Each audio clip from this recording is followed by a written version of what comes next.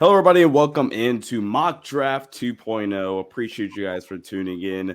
Joining me for our first guest throughout this mock draft or this draft process is my good friend Ron Gutterman from LakersNation.com. Ron, how you doing, bro? Doing good. Yeah, I've been doing a lot of draft research with a couple of buddies of mine, and we've just been putting together mock drafts for a website of ours. And yeah, so we're definitely prepared for this. Yeah, it's been a ton of fun. Really quickly, who is your guy in this draft process so far, if you have one? Yeah, I don't know if I have one quite yet. I mean, I love guys like Jarris Walker. Like I love some of those like wings at the top of the draft, but Yeah. I don't know if I have like a lower level guy who's like my guy outside of like maybe Jaime Jaquez, just because that's UCLA. Like that's a personal point of pride. Yeah. Uh, being from like LA area. But other than that, no, I don't really have like a guy yet. But I'm definitely gonna get one over the course of this process. Yeah, I agree. Nobody quite yet. Um, is Noah Clowney like too early to say like he's a my guy? I feel No, like I think that's fair. I mean, I love guys like a Kobe Buffkin. Like I think yeah, he's really good. Like there are guys throughout this draft that I love, whether it's in the top 5 or like in the 40s.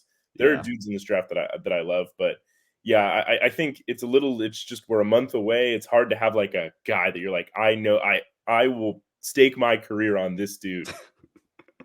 yeah. I don't think I could do that 2 years in a row. I did it with Max Christie last year, and the summer league experience with Max, where he didn't play well, that was not fun for my Twitter mentions. Um, Jeez. Okay, so one thing that I want to ask everybody whenever they come on, and especially when we talk draft related stuff, is kind of just get a peek into what the other person's like process is. So I think we might have like had a semi conversation about this off camera. But Ron, when you're evaluating prospects, what's your kind of process? If you're like evaluating, I guess two-parter. If you're evaluating like a shooter or a wing or whatever, and you're evaluating like how their shooting might progress to the NBA level, what do you use personally to kind of evaluate that? Yeah, and I've been fortunate this year that I've been working on a lot of draft stuff with a group, so I've kind of had like group ideas to go off of. But the way I've been evaluating guys is you basically I start with looking at the basic tools. What is their wingspan? What is their height? Just to sort of get a baseline projection as to like what their archetype is going to be in the Mm-hmm. NBA, just based on tools. Then I'll go watch some film. I'll go watch some film on players, either like combine type stuff, whether it's just like shooting drill stuff like that, or I'll go watch some of their lower level games, some of their, if they played in the tournament, I'll try to watch those, but I try not to let tournament games affect my opinion too much. But I'll go watch some of their games, and then I'll go look at some of the like deeper numbers, whether that's like for a big man, I'm looking at like rebound percentage, things like that. I'm looking at some of their like some of the advanced analytics to see if it matches up with what I saw on film. If I saw on film that this guy is like not a good rebounder, he doesn't get good positioning, but then I look at his numbers and he has like a crazy high offensive rebound percentage or crazy good per 40 numbers. Yeah. Then I'll go back to the film and I'll be like, okay, where did I miss, or are the stats misleading there? So then that usually helps me fill out like what I think the player is going to be at the NBA level. Mm-hmm. And from there, it's just simple like projection. A lot of these guys, like the thing about the draft is outside of the top 5, there's a lot of guesswork that goes into the draft. What I believe a player at 12 could be way wrong, and someone else could believe something completely different, and Yeah. they're way wrong too. Like it's a crapshoot really after, in this draft, the top 3. Um, Yeah. and not to say that there aren't a ton of good players in this draft, but after 3, determining who the good players are going to be is a little harder. So it's a lot of just projection out. And again, luckily I've had a group that's kind of, we've kind of helped each other, bounced ideas off each other. They're from different regions of the country, so like there's no biases by region. Yeah. So yeah, I think that's kind of how I would do things. Yeah. I love the point that you brought up about like the marriage between film and data, and I think like you can't have one without the other because yeah, like I think it's you watch the film and then you go look at some data or whatever. You're like, okay, does this match up with what I saw? And then like you mentioned, if there's something glaringly off, you're like, okay, I must have missed something. Let me go rewatch some more film. Is there like a limit or like at least a baseline amount of games that you have to watch? Like me personally, I minimum watch at least 4, like full games of a Mhm. prospect. And then like for example, Cam Whitmore, I think I'll watch more than 4. Like if I really like you as a prospect, I'm gonna watch a little bit more, probably to my own detriment. Yeah, But just like confirmation bias. just confirmation bias. Jordan Hawkins, I think I'll watch more than 4. But yeah, I think there is a marriage between data and film, and I think if you only use one and ignore the other, I think then you're potentially leaving some important information out. Yeah, I mean, especially with it's so tough with guys who are one and dones who maybe didn't even play a full freshman season. Like, Yeah, if you just watch film, you need to watch all the film that exists on a player in order to truly understand who they are without looking at data. Data is kind of the bridge between having to watch 3 games of a player and having to watch 30. 30. Um, that's why, like, I will always, like, if a data point does not match what I saw in some of the film that I watched, then I'll find I'll find a new game to watch. I'll find a new piece Yep. of film to watch and see if that changes how I feel, if that confirms what I saw originally, which is, hey, this stat isn't lining up, and it's not like the film is showing me this.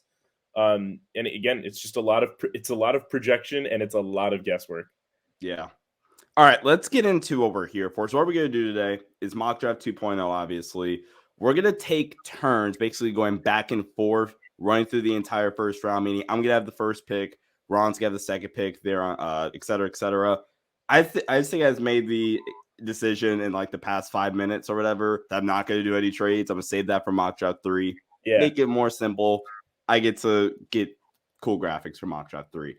So, number 1 overall pick, the San Antonio Spurs. I mean, Ron, I'm definitely taking Cam Whitmore, right? Yeah, Cam It's, Whitmore, your favorite player of all time. it's definitely Uh, Victor. I Good think the old Vic. draft starts here with Charlotte. Yeah, the draft starts here, and this is a really interesting decision. If I'm Charlotte here, I'm taking Brandon Miller. I think Brandon Miller and Scoot Henderson are very even in terms of their abilities as prospects. But I think with Charlotte, Brandon Miller is just a perfect fit. I also just think that Brandon Miller's game is more directly translatable to a long-term NBA career.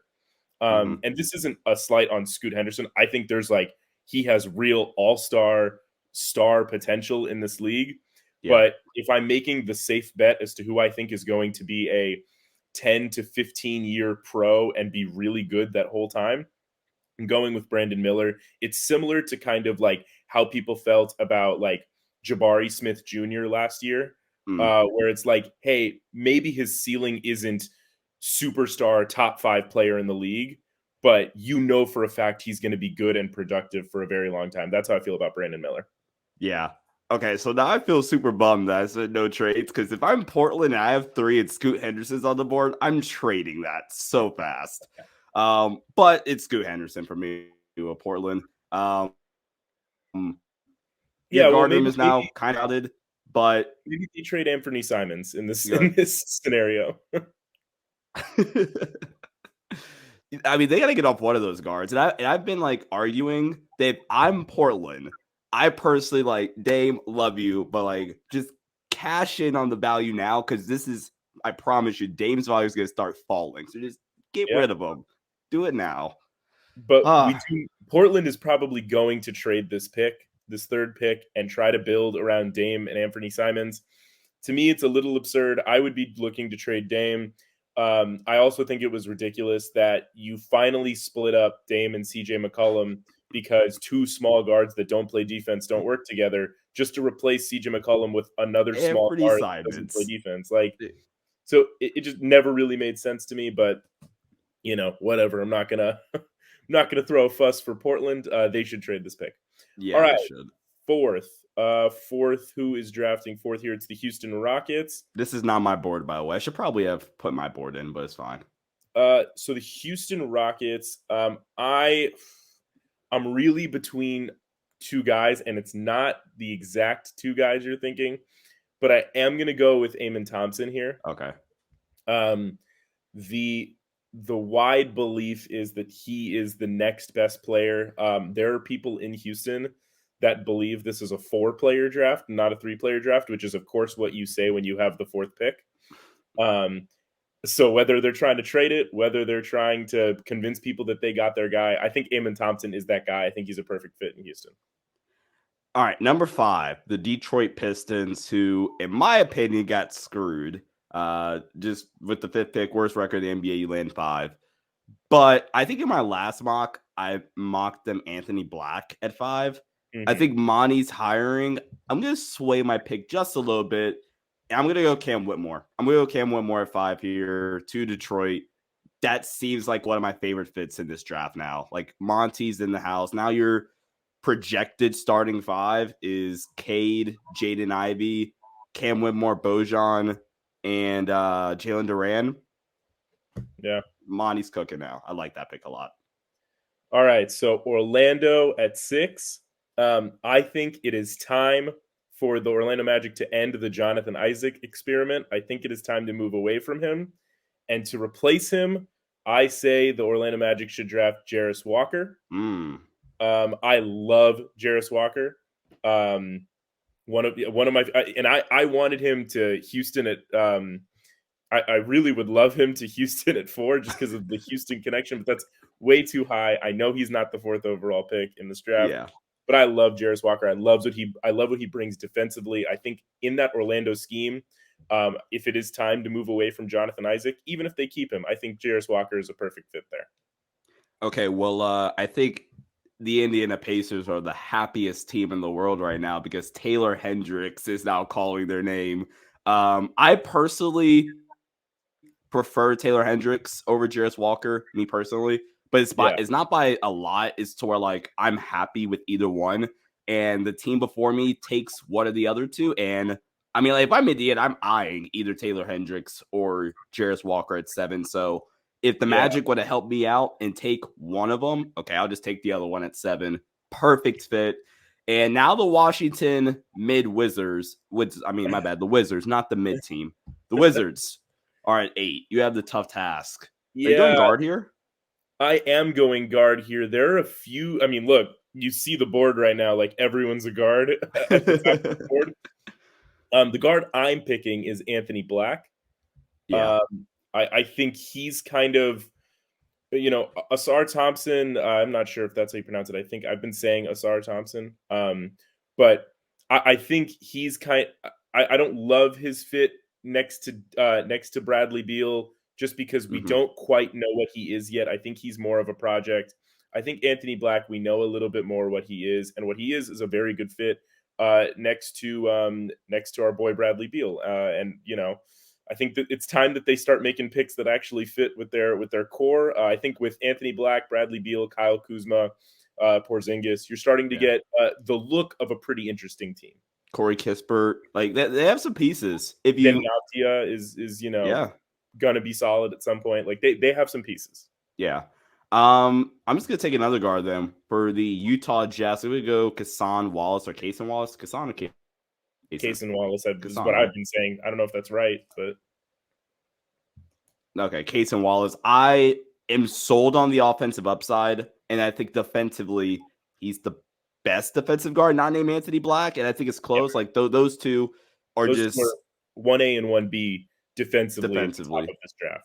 Yeah, and then I like the offensive versatility where we saw him early in the year at Kentucky be more of a spot up catch and shoot guy. He had some success with that, and then obviously towards the back end of the season, he was more in an on ball role. I know, like personally, I don't think it's the best decision in the world to scout the jersey, but I think with Kentucky's resume, you're like, okay, Kentucky guard, almost guaranteed they're gonna be pretty good at basketball. They'll be solid. They'll be solid. Right? Worst case scenario. And I don't know. I think Utah just needs a new on-ball guard. You get Kassan Wallace or Kason Wallace, whichever one. We'll find out on draft night. You pair him with Ochai, Lauri Markkanen, Walker Kessler. You have 16. I like where we're at with the Utah Jazz. The Dallas Mavericks definitely not trading this pick. Yeah, this is fascinating. If I could, I would trade this pick 1,000 times. But given who we have on the board, I think I'm going to go with Grady Dick. I think Grady Dick is the pick here for Dallas. You have a little bit of the size. He's listed as a guard, but he's more of a wing in terms of like NBA standards of what wings do. I think they obviously need some wing depth after trading Dorian Finney-Smith. I like the fit. I mean, I prefer they trade this, but of the available players, he's kind of the fit I like the best. I think the Mavs got screwed over. Like the top wings are gone. Too early for a Derek Lively. Yeah. Like if this is the board and you're not trading this pick, you got screwed. And like Asar Thompson, like the Mavericks cannot gamble on someone with upside. Like they need someone who's a little more proven now, and I think Grady Dick is a little more proven now. Speaking of gambling on upside, I think I mocked this in the last mock drafts. I like Azar Thompson here to the Orlando Magic. Just take a gamble on the upside. I think this stops the slide, honestly. Like I think very polarizing player, if you will. So yeah, I'm gonna take him at 11. The Oklahoma City Thunder. There's rumors they might trade this pick and trade up in the draft and package this with their $1 billion other first round picks. Ron, where are you going with here for the Thunder at 12? Yeah, so I'm actually going to use a little bit of intel here, just from people that I've talked to. The Oklahoma City Thunder, if they pick at 12, are likely going with a very like off-kilter pick here. Bilal Coulibaly. Yes! Hold on. I mocked that in mock draft 1. Let's freaking go. Bilal Coulibaly, the forward from France, I believe is going to OKC if they pick here. I don't know if they're going to pick here. They may trade down and try to get him a little later. He's not the 27th best prospect. I don't know why Fansbo has that here. But this is kind of where I see him going. The Thunder, I believe, love him, and I see why. He has all the tools. He's obviously the best international player in this draft is Victor Wembanyama, but he's one of the best international players in this draft, and I think he's going to make a pretty immediate impact in the NBA. Let's go. Well, Ron, that's made my day. So thank you. Happy for you. The Toronto Raptors, who are in a very close situation to being stuck. I think I'm gonna go guard. Give me Keontae George here at 13. I don't want to see the Raptors take another wing. They need a guard that can create his own shot consistently. I don't think Fred comes back. I think they're kind of done with the Fred VanVleet experience, if I'm being completely honest with you. Keontae George, the shot making is there, but the shot selection is very frustrating. And then there's times where the playmaking isn't as consistent as you want it to be. But if you can really hone in on the skills he does already have, pairing him with a Scotty Barnes, OG Anunoby, Jakob Poeltl in the long-term future, I like this fit a lot for the Raptors. The Pelicans at 14, last pick in the lottery. Very interesting spot, I think, for the Pelicans. Yeah, and I think I'm, again, going a little bit off the board here. Not really any of those top guys we're looking at. I already mentioned him once on this stream. I'm going with Kobe Buffkin here to the Toronto Raptors. I believe that he is a lottery level talent. I think he's like a 13 to 18 level guy. And I look at the Pelicans and I see like the ideal fit. Obviously him and CJ are not a perfect 1-2 punch, but I do see him as a really good fit next to Brandon Ingram. And if he ever plays again, Zion Williamson. Yeah. The Atlanta Hawks here at 15. I think there are two directions they're going to go. And I'm going to, based off the way the board is shaping up, I'm going to lean more towards the version that I had in mock draft 1 because I just love the fit. Because I think super high upside dude, but he just needs somewhere where I don't think there's necessarily a ton of pressure on him, and the Hawks need a ton of cost control guys with a ton of upside. I'm gonna go GG Jackson here at 15. Oh, dang. I was praying to the Lords that he would be available for the Heat at 18. Oh, Because that would be so I scary. think him on the Heat is like the best fit in the draft. Like Yeah. I was waiting for that, but no, this is a great pick for Atlanta. Yeah, I mean, we talked about it on the Lakers Nation pod a couple of days ago, like where we're going through teams that could reach that second tax apron. And like you mentioned, I don't think the Hawks with this team want to do that. So you get a cost control guy with a ton of upside that's what, only 18? Yeah. Gamble, but I think they need it. Okay, so the Utah Jazz here. I have them taking this is off my mock draft here that I've created. I have them taking Leonard Miller uh Mm. from the G League Ignite, from hailing from Canada.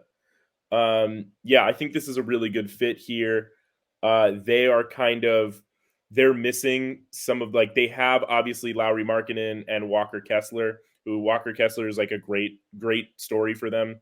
But I think they're missing a little bit of like a really solid defensive presence in like that 3-4 slot, and I Hmm. think he can slot in as sort of like a big rangy four. That Lowry Markkinen, while he is long, it doesn't have the defensive chops to kind of play that role, and I think Leonard Miller does. All right, really quick. If this is how the board looks for the Lakers at 17, I'm trading back so fast. Like, dude, hold on, just wrote Jalen Hood, Shafino is still here. Nick Smith, Jet Howard, Bryce Zenzenbach, Jordan Hawkins, Tariq Whitehead, Derek Lively, Noah Clowney, Chris Murray, Max Lewis, Kobe Jones. Like, bro, I'm Yeah, trading back if this is the board.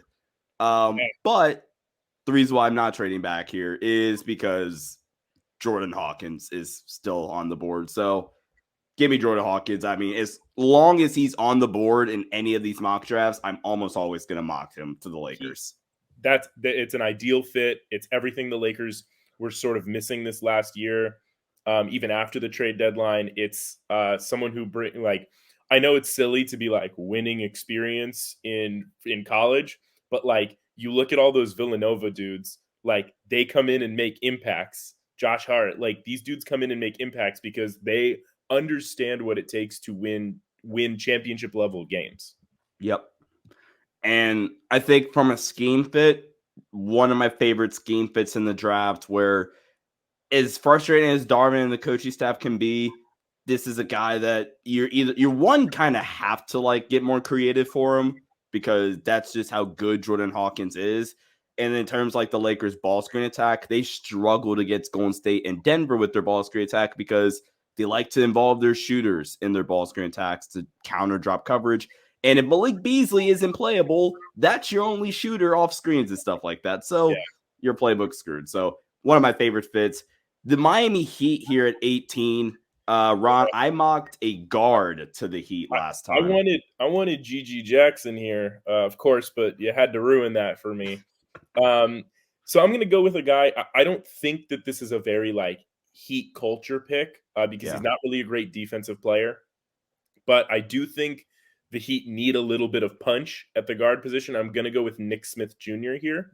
that's what I mocked last time. Yeah. I think Nick Smith Jr. is kind of the right idea just to give some punch into that offense. I don't know what the future holds for Tyler Hero and Duncan Robinson in Miami. I think at some point they're going to have to pick between the two, just because they're in a tricky-ish financial situation. And I think if they have to pick between the two, it opens the door for a guard who brings you that scoring punch, who, similar to Keontae George, has some shot selection issues, but doesn't have shot making issues. And the Heat need shot makers to get them through the regular season. So 19 here for the Golden State Warriors. A very interesting spot. I I don't like this pick, but I think if I'm the Warriors, I need like a day one come in and contribute. I think I lean Chris Murray. I think I lean Chris Murray. Give myself a Yeah. wing that can kind of replace Otto Porter Jr. When like you look at this team, like I think they like Jonathan Kuminga, but I think the two timeline thing isn't really working, and Chris Murray can really fit into this timeline that I Winning think is still, that's still trying to win a championship and maximize the final years of Steph Curry. All right. Houston Rockets at 20. Who did we have them taking at 4? We had them taking Amen Thompson. Yep. I'm going to continue to build out with what is my ideal basketball team, which is wings on wings on wings. They already have Jabari Smith Jr. They got Amen Thompson, who's a 2-3 combo, and now I am taking Maxwell Lewis. That's a bit early in my opinion, but go ahead. What's your reasoning behind that one? I'm curious. Taking Maxwell Lewis, I think the Pepperdine part scares people off. I think he didn't play in a lot of high leverage situations, but again, when it comes to drafting, when it comes to like me like taking the crapshoot that is the draft, I lean on archetypes, and I think he has the real chance to be a two-way wing in this league, and we know the value that two-way wings have in 2023. So I think Houston doubling and tripling down on two-way wings is going to only be beneficial for them in the future. Fair. The Brooklyn Nets, who have back-to-back picks here. Back. So this will be fun. I'm going to start it off, and I'm going to go Derek Lively. I think this is perfect timing for Derek Lively. I think you could also now get away with not having to pay Nick Claxton, who's a good player, but this could be your ideal Nick Claxton replacement with a much higher defensive ceiling than Nick Claxton, while also you can at least take the gamble on his offensive ceiling, if you will, because you're not in a rush necessarily. You're not competing for championships, so there's no pressure necessarily. No, I think that's a good one. So Derek Lively to Brooklyn. Now I want them to take a guard here. I think I'm going to go with Jalen Hood-Schifino. Good pick. I think they need a guard. The wing thing, like I know as much as I love wings, if you have 13 wings, it's probably not great for roster building. And their wings are not really like super high level, so they need to figure out how to build out the other parts of their roster to match outside of Mikal Bridges and Cam Johnson, what they kind of have there. So that's where I'm going in this situation. There's still some really crazy names at the top of this board available that I love. Yeah. The Portland Trailblazers, they took Scoot Henderson at 3. We're looping back around. And honestly, I think I'd be a little bit bummed out that Derek Lively got taken. I think I'd be bummed that both Chris Murray and Max Lewis got taken. Yeah, and I think I originally, in my last mock, I had Portland taking Deron Holmes here, who returned to school, which that's a huge bummer because I had him going 23rd, which, like, why are you going back to school? But I guess maybe he got the wind that he would not be going 23rd, because that's where I had him. Yeah. I'm not gonna lie. For me, it's going back and forth between like a Dariq Whitehead or a Noah Clowney here at 23. Yeah. For Portland. And I think I'm gonna go Dariq Whitehead here at 23. Yeah. For Portland. So Portland ends their first round with Dariq Whitehead and Scoot Henderson. I think they got bummed out. Like Ron had Deron Holmes going to him at 23. He goes back to school. You don't get Brandon Miller, who I think would have been the better fit for Portland at 3. Chris Murray and Max Lewis and Derek Lively go like 3 picks before you, back to back to back. So this has been a brutal draft for Portland, but it has been. So sorry to the people of Portland. 24 Sacramento Kings. Yeah, I'm so glad you didn't do what I thought you were going to do. Noah Clowney here is the perfect fit for Sacramento. I love them adding another forward here. I love them kind of, I'm looking like I'm picturing a lineup that is Sabonis, Clowney, Murray, Barnes, and Fox, and I'm just like, that feels like something. That feels like something actually really good. So yeah, I love that fit there, and I think the versatility of what Clowney can bring, both as like a like and he can really he can defend 3-4-5. I think like I project him the ability to guard 3-4-5, and I Yeah. think that's exactly what Sacramento needs. All right. Memphis Grizzlies here at 25. Um, I'm good. I'm just gonna do. I'm just gonna take Chet Howard here. 25. You Yep. have your Dylan Brooks replacement, except a better offensive player. Can you defensively? He improved as the season wore on. Not a good defender still in the slightest, but there were enough improvements to be like, okay, cool. There's at least a hint of defensive upside here, and then the shot making, honestly, offensively from three and from the mid range areas there cannot create his own shot at the rim though, and the Yeah. athleticism is very concerning. But And there shot there are making, there are a bit of personality concerns with Jet Howard as well. Um, but those are always either like pretty early into a guy's NBA career if personality concerns from college are real or yeah, just a figment of draft nicks doing whatever. yeah. 26, the Indiana Pacers. Yeah, Indiana Pacers here. So again, I've a couple of pieces of intel here. Uh, and I believe with that intel, the Pacers are going to go with Brandon Podziemski here. Um, the Pacers, from what I've been told, have made a couple of promises at the end of the first round. So 29, they're going to take another person that's like not really at the top of boards, but I'm doing that just because I've heard that they are going to do that. Gotcha. 27 here. I'm gonna stop this slide after a really bad pro because I'm actually super high on them. Bryce Denson-Bog, and it's perfect that you took Brandon Miller at 2 because Yeah. now I get to throw Bryce Denson-Bog into the mix. I mocked him a little bit closer to the lottery in my last mock. That's how high I'm on Bryce Denson-Bog. That's very high because I have him at 35 in my recent mock. Gee. Yeah. My No, group my group is not high on Bryce Sensabaugh. No, but that's the interesting thing. That's why like draft season is so fun because like yeah, you'll have mocks where Zenzibog is like as early as 12, and then there's mocks like I mean yours for example where he's like 30 to 35 range. So Yeah. the feel on Zenzibog is very interesting. All right, 28 Utah. I am going with, and I'm going to use my 28th and my 30th pick. I'll let you know with 29. You can make who you're going to pick, but I believe they have a promise there. But 28, I am having the Utah Jazz again. Who did they take the first two picks?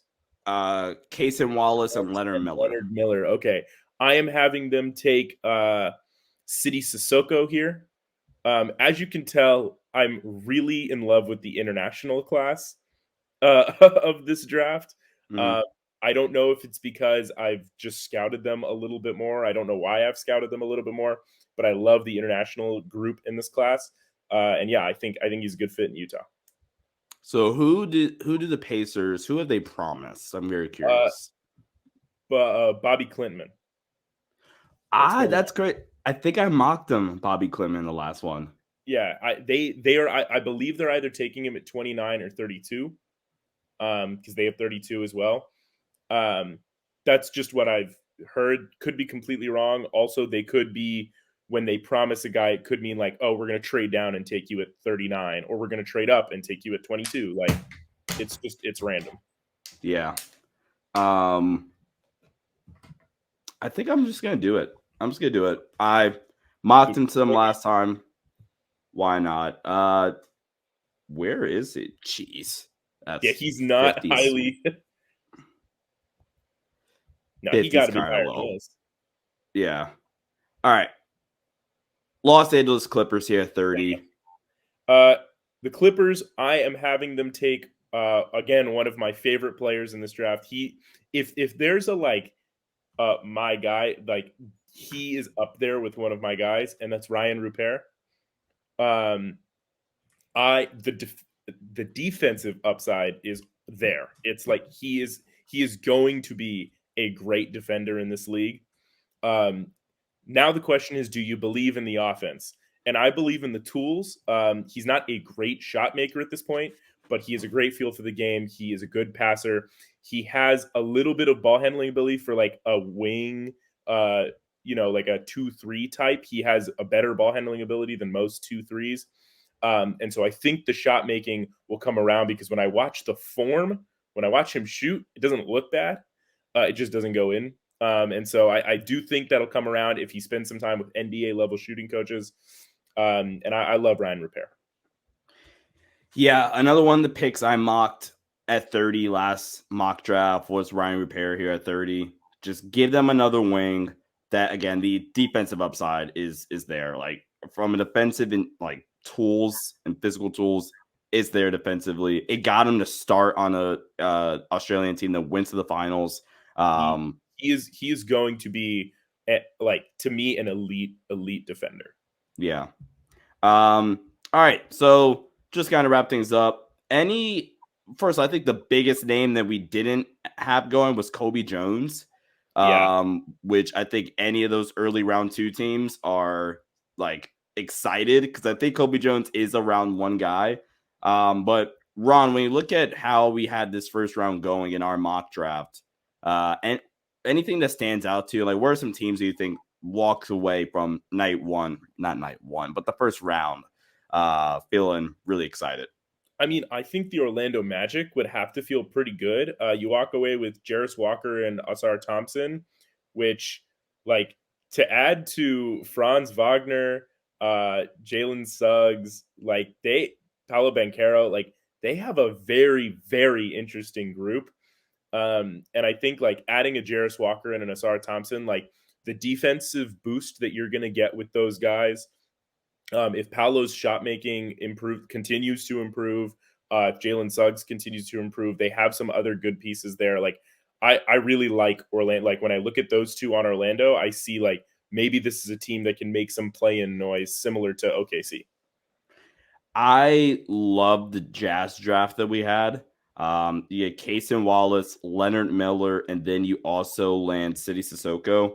I love that draft for them. Again, give them all the wings outside Cason Wallace. And then I also I really like this Nets draft. You get Derek Lively and then Jalen Hood-Schifino. I think they need another guard.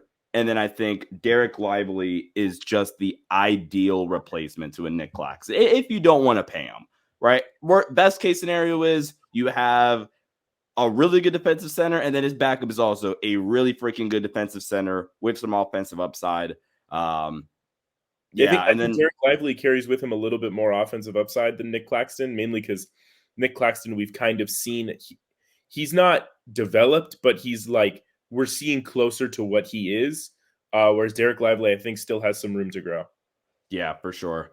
This was super, super fun. Appreciate you, Ron, for hopping on for sure. I think Laker fans will feel fine. Again, not to reiterate, dude. If this is my board, unless Jordan Hawkins is in there, I'm trading back. Yeah, but like if Jordan Hawkins is there at 17, you got to take him. That's kind of the fit. I think everyone kind of knows it. It seems like that's the ideal for everyone is just, hey, if Jordan Hawkins is available at 17, you just take the guy. Yeah. But yeah, Ron, thanks so much for hopping on, bro. This was a ton of fun as always, man. Yeah, of course. All right, guys. Till next time, we'll see you and stay safe.